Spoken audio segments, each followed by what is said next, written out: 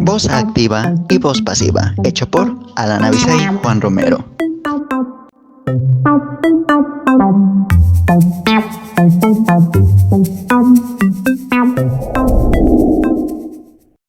Hey, chavo de secundaria.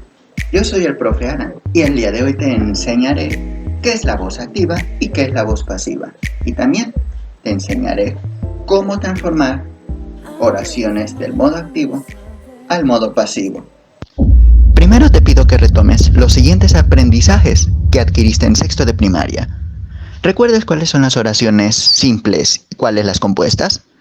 ¿Qué es el sujeto? ¿Qué es la acción o verbo? ¿Y cuál es el complemento en una oración? Espero que la clase de hoy te sirva mucho para tu aprendizaje. Sin más demora, comencemos.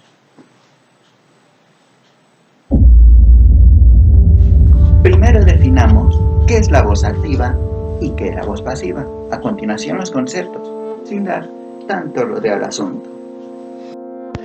La voz activa nos indica que el sujeto realiza la acción del verbo, mientras el complemento la recibe.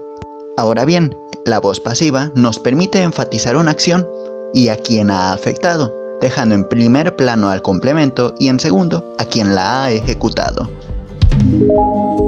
Ya con las definiciones previamente establecidas, podemos empezar a ver ejemplos.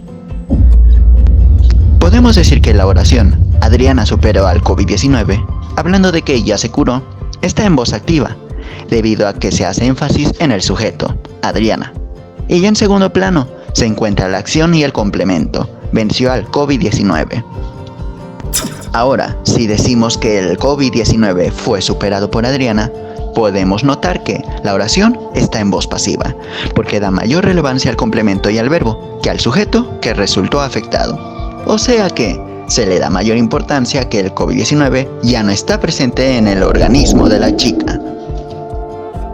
En castellano no es muy habitual hablar en voz pasiva, debido a que es considerada como una manera bastante formal de decir las cosas, pero siempre es importante tener en cuenta cómo transformar oraciones del lenguaje cotidiano a oraciones formales. Solo ten en cuenta que para que esto sea posible, tu oración siempre debe contar con un complemento directo. Objeto directo es cuando algo o alguien recibe directamente la acción del verbo. Fernanda compró una consola de videojuegos. Objeto indirecto, cuando la acción cae indirectamente en algo o alguien. Johan escribió una carta para Laura. Esta es la estructura de una oración en voz pasiva. Objeto, más verbo ser en participio, más la palabra por, más sujeto como complemento agente. Entonces, pasemos a la oración.